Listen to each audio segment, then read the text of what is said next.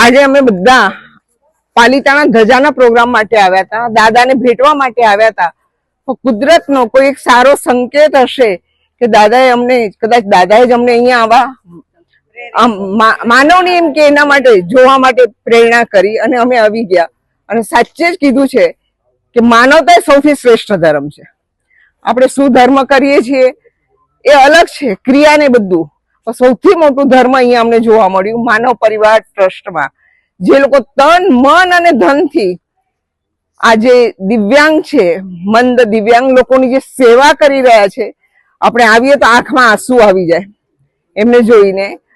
અને અમે અહીં આવીને ખરેખર એમની જેટલી અનુમોદના કરીએ એટલી ઓછી છે.